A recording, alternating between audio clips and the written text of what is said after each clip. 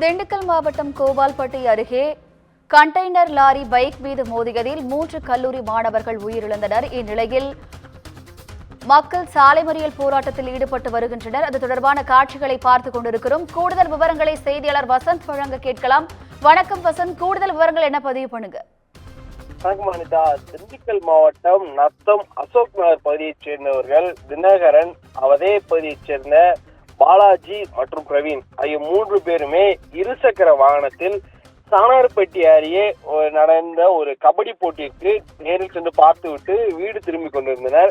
அப்பொழுது கோபால்பட்டி அடுத்து உள்ள இருக்கக்கூடிய ஒரு இடத்தில் தனியார் ஜூஸ் ஆலை தொழிற்சாலை ஒன்று செயல்பட்டு கொண்டிருக்கிறது. இந்த இடத்தில் வந்து கொண்டிருந்த போது ஜூஸ் ஆலையிலிருந்து வெளியே வந்த வாகனம் இவர்கள் மீது இருக்கக்கூடிய அந்த லாரியானது இவர்கள் மீது மோதியது.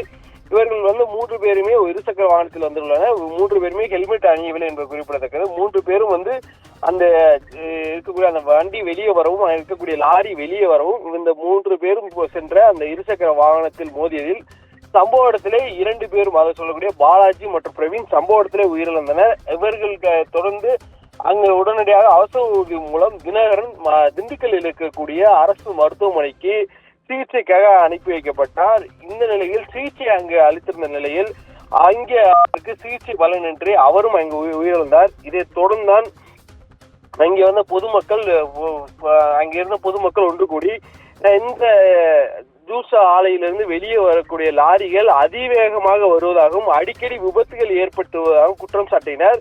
மேலும் இந்த பகுதியில் இருக்கக்கூடிய சம்பவமான சாலை மறியலானது தொடர்ச்சியாக அவர் வந்து ஈடுபட்டனர். ஏன்னா இந்த இருக்கக்கூடிய வண்டியில் இருக்கக்கூடிய அதிக அளவில் லாரிகள் வெளி மாவட்டங்கள் வெளியூர்களில் இருந்து இங்கிருந்து உள்ளே கொண்டு வருவதற்கும் வெளியே கொண்டு வருவதற்கு வருவதாகவும் இந்த ஆலையானது இந்த கோபால்பட்டி அருகே இருக்க ஆலையானது மெயின் ரோடு என்றக்கூடிய மெயின் ரோடிலே கதவானது உள்ளது.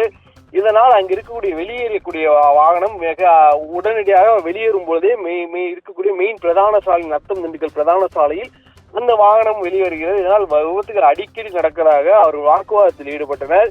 இதனால் போக்குவரத்து செல்ல முடியாமல் போக்குவரத்து முழுமையாக பாதிக்கப்பட்டது. உடனடியாக சம்பவ இடத்திற்கு வந்த நத்தம் காவல் ஆய்வாளர் தங்கமுனிசாமி தலைமையிலான போலீசார் பொதுமக்களிடையே பேச்சுவார்த்தை நடத்தினார்.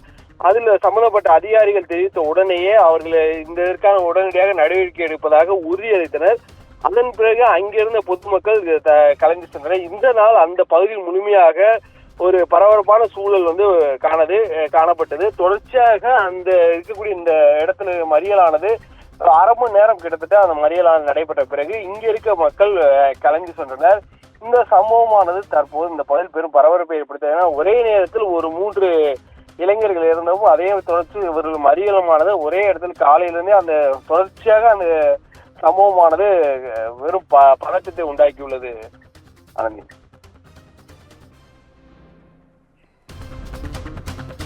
கூடுதல் விவரங்களுக்கு நன்றி வசந்த்.